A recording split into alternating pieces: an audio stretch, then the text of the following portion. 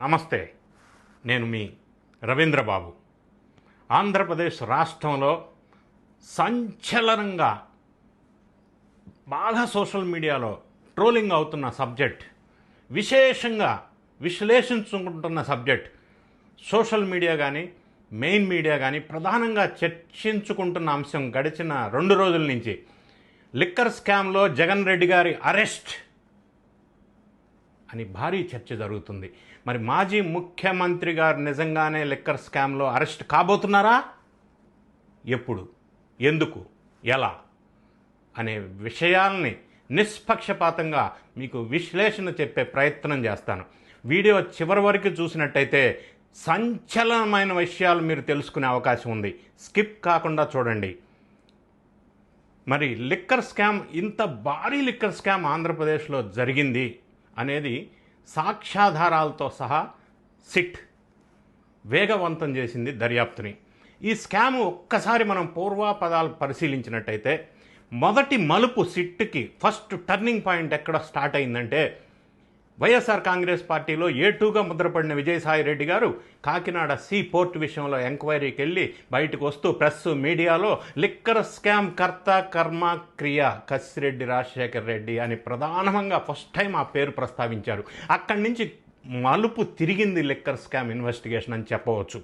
కసిరెడ్డి రాజశేఖర్ రెడ్డిని అదుపులోకి తీసుకున్న తర్వాత ఆయన ప్రధానంగా ఆయన ద్వారా 3 జగన్ రెడ్డి గారికి ముక్కు చెవులు కళ్ళు అని చెప్పబడే 3 ధనుంజయ రెడ్డి, కృష్ణమోహన్ రెడ్డి, బాలాజీ గోవిందప్పన్ కీ పొజిషన్స్లో 3 పేర్లు మళ్ళీ సడన్గా అనూహ్యంగా వెలుగులోకి వచ్చినాయి. ఫైనల్గా సెమీఫైనల్ స్టేజ్లో వీళ్ళు 3 ఎస్ ఒప్పుకున్నారు. అంతా మూటలు కట్టి ఆ మూటలు కోటల వైపు, ప్యాలెస్ వైపు వీళ్ళు తీసుకెళ్లే రోల్, బాధ్యత పోషించారు అనేది వెలుగులోకి వచ్చింది. సో నెక్స్ట్ తరువాయి ఎవరు అంటే అంతిమ లబ్ధిదారు అనేది ఇప్పటివరకు ఈ స్కామ్లో మనకి వెలుగులోకి వచ్చిన అంశాలు. ప్రధానంగా ఈ స్కామ్ వీళ్ళు 4 అంచెలలో 4 రకాలుగా చేశారు. ఈ చాలామందికి ఇంకా డౌట్ ఉంది, లిక్కర్ స్కామ్ అనగానే కమిషన్స్ మాత్రమే కాదు, ఇందులో చాలా అంశాలు ఇందులో ఉన్నాయి ఈ స్కామ్లో. ఒకటేమంటే ఫస్ట్ కమిషన్, కేసుకి ఇంత కమిషన్. మొదట్లో 12% అన్నారు, ఆ కేసుకి తర్వాత 30% అన్నారు. ఈ కమిషన్ మాత్రమే వీళ్ళు తీసుకొని లిక్కర్ స్కామ్ చేయలే. ఇంకొక అంశం ప్రధానంగా ఉంది ఏంటంటే NDPL liquor, non duty paid liquor. Liquor మ్యానుఫ్యాక్చరర్కి యాక్చువల్గా 16% మాత్రమే ప్రాఫిట్ వస్తుంది. రిమైనింగ్ 84% ఆంధ్రప్రదేశ్ బెవరేజెస్ కార్పొరేషన్కి వెళ్తుంది. అయితే వీళ్ళు ఏం చేశారంటే బెవరేజెస్ కార్పొరేషన్కి వెళ్లకుండా డైరెక్ట్గా షాపుల నుంచి దుకాణానికి, డిస్టిలరీస్ నుంచి దుకాణానికి, దుకాణం నుంచి క్యాష్ మళ్ళీ డిస్టిలరీస్ బ్యాక్, అక్కడి నుంచి సంచుల నుంచి ప్యాలెస్. ఇలా చేయటం వల్ల ఎక్కువ మొత్తంలో ఈ లబ్ధి జరిగింది. అది అంతిమ లబ్ధి ఎవరు అంతిమ లబ్ధిదారుడు అనేది అన్ని తాడేపల్లి ప్యాలెస్ వైపు చూపిస్తూ ఉన్నాయి. 3వ అంశం, వీళ్ళు ఏం చేశారంటే 3వ రకమైన స్కామ్ ఏం చేశారంటే రేట్లు పెంచిన రేట్ని కమిషన్ రూపంలో తీసుకున్నారు. ఇది ఒక వినూత్నమైన ఆలోచనగా మనం చెప్పవచ్చు. అంటే for example mansion house brandy, Tilak Nagar industries వాళ్ళు manufacturers. Mansion house brandy suppose for example పక్క రాష్ట్రం తెలంగాణలో కేసు 1085 రూపీస్ ఉంటే ఆంధ్రప్రదేశ్లో దాని రేటుని అమాంతంగా 1695 రూపీస్ చేశారు. వీళ్ళే చేశారు. ఎందుకంటే ఆ ఎక్సెస్ పెంచిన రిమైనింగ్ 600 రూపీస్ పర్ కేస్ ఈ కిక్ బ్యాక్స్ రూపంలో వీళ్ళకి వచ్చినాయి. వీళ్ళ నుంచి ఎక్కడికి వెళ్ళినాయి అనేది తేలవలసి ఉంది.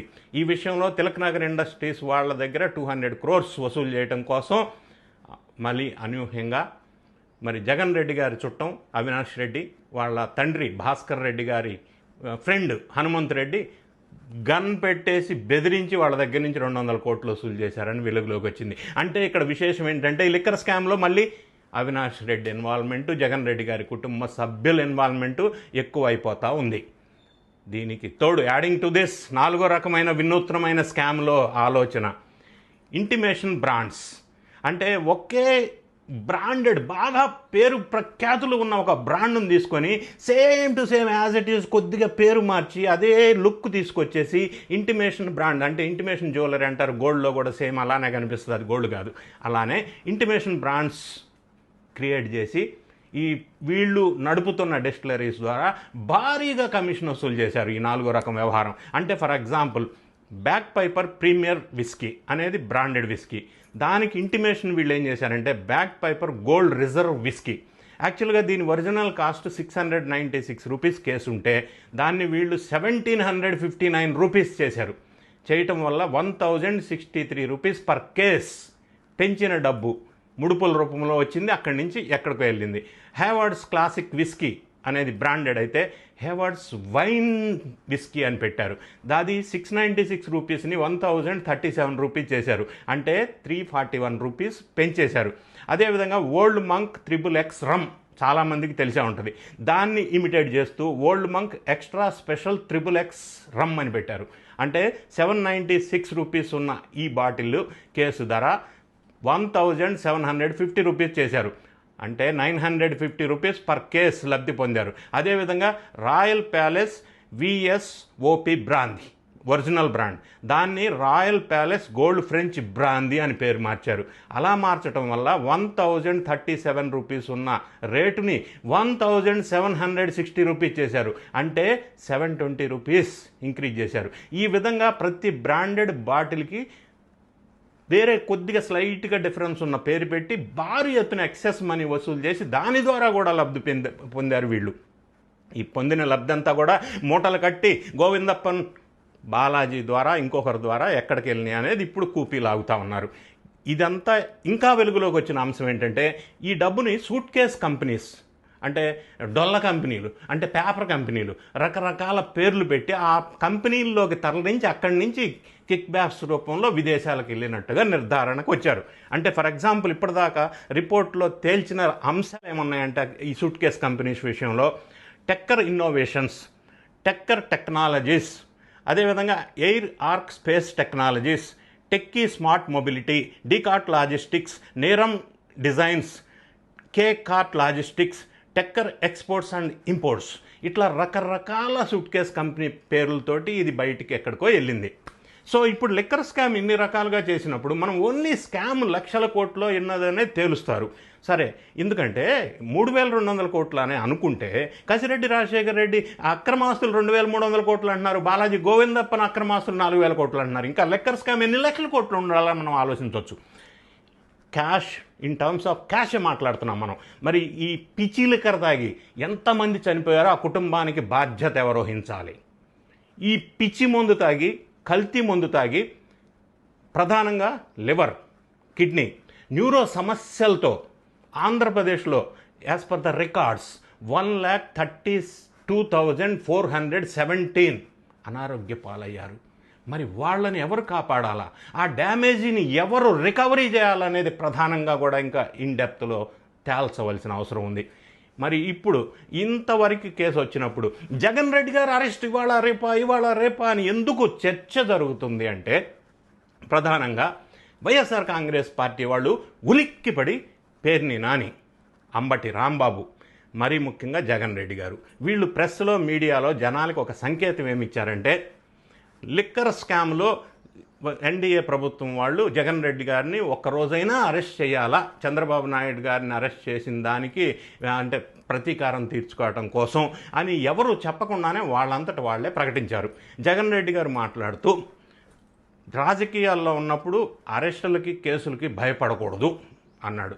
మూడోదేమన్నాడు, ఏం చేస్తారు, జైల్లో పెడతారా, కొడతారా, కొట్టండి, మళ్ళీ మేమే వస్తాం, 7 సముద్రాల అవతల ఉన్నా కూడా తీసుకొచ్చి బట్టలు వడదేస్తాం అన్నాడు. అంటే ఈ మాటలన్నీ ఇన్నర్ మీనింగ్ ఏమనిపిస్తుంది, లిక్కర్ స్కామ్లో జగన్ రెడ్డి గారి అరెస్టు తథ్యం ఈడీ కూడా ఎంటర్ అయింది కాబట్టి అనే ఒక చర్చ జరుగుతూ ఉంది. వీటన్నిటికీ తోడుగా జగన్ రెడ్డి గారు ఎప్పుడూ లేదు నేనే రాజు నేనే మంత్రి అనుకునే జగన్ రెడ్డి గారు కార్యకర్తల్ని జిల్లా స్థాయిలోనూ నియోజకవర్గ స్థాయిలోనూ సమావేశపరిచి ఈ పార్టీని మీరే నడిపించాలా, మీరే అంటే ఫుల్ ఇండిపెండెంట్ ఛార్జ్, మీరు బాధ్యత తీసుకోవాలా అని ఈ రకమైన హితబోధ మొదలుపెట్టాడు. అంటే ఈ అధికారాలన్నీ నడిపించే బాధ్యత మీరే అని ఒక హితబోధ మొదలుపెట్టాడు. ఇంతకుముందు ఎప్పుడూ ఆ విధమైన ఆలోచన లేదు. ఎందుకు ఈ విధంగా చేస్తున్నాడు? నంబర్ 3, ఈరోజు ఈ షూటింగ్ అయిపోయే టయానికి ఇంకా జగన్ రెడ్డి గారు ప్రెస్ మీట్ పెట్టలేదు. ఈరోజు అంటే 22 మే ఆయన ఒక ప్రెస్ మీట్ పెట్టబోతున్నాడు. ఆ ప్రెస్ మీట్లో బహుశా లిక్కర్ స్కామ్లో నన్ను అరెస్ట్ చేయబోతున్నారని ముందుగానే ప్రిపేర్ చేస్తారా, ఇది అక్రమ అరెస్ట్ అని ముందుగానే వ్యూహం ప్రకారం ప్రజల్లోకి తీసుకెళ్లే ప్రయత్నం ఏమన్నా చేయబోతున్నాడా? ఇవన్నీ ఎందుకు చేస్తున్నారనేది ఆలోచించాలా. అంతేకాకుండా చంద్రబాబు నాయుడు గారు కానీ లోకేష్ బాబు కానీ ఈ మధ్యకాలంలో లోకేష్ బాబు మోడీ గారిని 2 గంటల చర్చలు జరిపారు. అది ఇందులో ఏమన్నా టాపిక్ ఉందా అని ఒక డౌటు. మరి ఈరోజు చంద్రబాబు నాయుడు గారు 22 ఢిల్లీ వెళ్తున్నారు. మోడీ గారితో పాటుగా అమిత్ షాని మిగతా 7 మంది సెంట్రల్ మినిస్టర్స్ని కలవబోతున్నారు. అంటే అందులో కూడా ఈ లిక్కర్ స్కామ్ గురించి చర్చ జరిగే అవకాశం ఉందా? అంటే సెంట్రల్ గవర్నమెంట్ నుంచి క్లియరెన్స్ తీసుకుంటున్నారా అనే ఒక చర్చ, డౌట్ కూడా అభిప్రాయం వస్తూ ఉంది. మరి ఈ విధంగా ఆలోచించినప్పుడు ఎన్డీఏ ప్రభుత్వం ఆలోచన విధానం ఎలా ఉందని ఆలోచించినట్టయితే లిక్కర్ స్కామ్లో స్టేట్ గవర్నమెంట్ కనుక జగన్ రెడ్డి గారిని ఒకవేళ అరెస్ట్ చేస్తే మళ్ళీ సింపతి రాకుండా చూడాలి అంటే ఒక ఆప్షన్ స్టేట్ గవర్నమెంట్ అరెస్ట్ చేయకుండా సెంట్రల్ గవర్నమెంట్ ఈడీ చేత అరెస్ట్ చేయించటం. రెండోది, ఈ లిక్కర్ స్కామ్లో జరుగుతున్న అంశాలు డీటెయిల్డ్గా ప్రజల్లోకి తీసుకెళ్ళి ఇందులో అక్రమం లేదు సక్రమం అని చెప్పటం. మూడోది, ఒకవేళ అరెస్ట్ చేయవలసిన పరిస్థితి వస్తే జగన్ రెడ్డి గారు చేసే ఆందోళనని ఎట్లా ఓవర్కమ్ చేసి హ్యాండిల్ చేయాలా, ఇన్ని రకాల ఆలోచనతో ఎన్డీఏ ప్రభుత్వం ఉన్నట్టుగా మనకి తెలియవస్తూ ఉంది. ఇంకొక అంశం కూడా న్యాయ కోవిదులు చెప్తా ఉన్నారు. ఇన్ కేస్ ఈ లిక్కర్ స్కామ్లో ఈడీ ద్వారా జగన్ రెడ్డి గారు అరెస్ట్ కాబడితే అండర్ సెక్షన్ 267 ప్రకారం ఆల్రెడీ ఈ కేసులో ఈడీ అరెస్ట్ చేసినారు కాబట్టి ఇంకా పెండింగ్లో ఉన్న, అంటే 2012 నుంచి పెండింగ్లో ఉన్న ఈడీ సిబిఐ కేసెస్ కూడా ఈయన దాన్ని కూడా ఎదుర్కోవలసి వస్తుంది. ఇంతకు ముందులాగా ఎస్కేప్ అయి బెయిల్లో ఉండటానికి వీల్లేదు. మరి జగన్ రెడ్డి గారు ఈ అరెస్టు ఉదంతం చూసి ఉలిక్కి పడుతూ తాడేపల్లి ప్యాలెస్ లేదా బెంగళూరు ప్యాలెస్లో అడ్వకేట్స్తో భారీ ఎత్తున చర్చలు జరుపుతున్నట్టుగా మనకి ప్రచారం వెలుగులోకి వస్తూ ఉంది.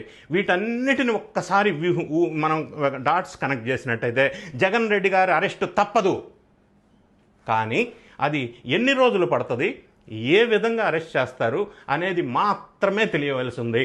కాబట్టి అది కొద్ది రోజుల్లోనే ఆ కార్యక్రమం జరిగే అవకాశం స్పష్టంగా కనిపిస్తుంది. ఇప్పుడు ఎన్డీఏ ప్రభుత్వం వాళ్ళు ఇస్తున్న సంకేతాలు కానీ, నిన్న కేబినెట్ మీటింగ్లో ఎన్డీఏ ప్రభుత్వంలో చంద్రబాబు నాయుడు గారు లిక్కర్ స్కామ్ గురించి ఎవరు బయట మాట్లాడవద్దు, దర్యాప్తు సంస్థలు స్వతంత్రంగా ఇండిపెండెంట్గా హ్యాండిల్ చేయనిద్దాము అనే ఒక సందేశం ఇచ్చారు. మరి ఢిల్లీ చుట్టూ ఎందుకు తిరుగుతున్నారంటే, గతంలో జగన్ రెడ్డి గారు చంద్రబాబు నాయుడు గారిని అరెస్ట్ చేసినప్పుడు 53 రోజులు అక్రమంగా జైల్లో పెట్టినప్పుడు ఢిల్లీ పెద్దల యాక్సెప్టెన్స్ బహుశా లేదాము. మరి ఈసారి వీళ్ళు అట్లా కాకుండా కేంద్ర స్థాయిలో వాళ్ళ యాక్సెప్టెన్స్ తీసుకొని వాళ్ళ ద్వారా అరెస్ట్ చేయటం వల్ల ఈ సింపతి వేవ్ నుంచి, లేకపోతే ఈ అపవాదు నుంచి వీళ్ళు సురక్షితంగా బయటికి రావచ్చు. జగన్ రెడ్డి గారికి సింపతి రాకుండా ఎలా హ్యాండిల్ చేయాలనే వ్యూహంలో భాగంగా ఇన్ని రకాల అంటే వ్యూహాత్మకమైన పరిస్థితి ఇప్పుడు నెలకొని ఉన్నది. కాబట్టి ఏదేమైనా కూడా ఈ పరిస్థితులన్నిటిని బట్టి అల్టిమేట్ లబ్ధిదారులు, అల్టిమేట్ బెనిఫిషరీ అనేది జగన్ రెడ్డి గారు. కాబట్టి అరెస్టు తప్పదు, అది ఎప్పుడు అనేది మాత్రమే మనకి వెయిట్ చేసి చూడవలసి ఉంది. ఈ వీడియో మీకు నచ్చినట్టయితే లైక్ చేయండి, ఫ్రెండ్స్కి షేర్ చేయండి, మీ అభిప్రాయాలని కామెంట్ రూపంలో తెలియజేయండి, మన ఛానల్ సబ్స్క్రైబ్ చేసుకోండి. Thank you so much for watching.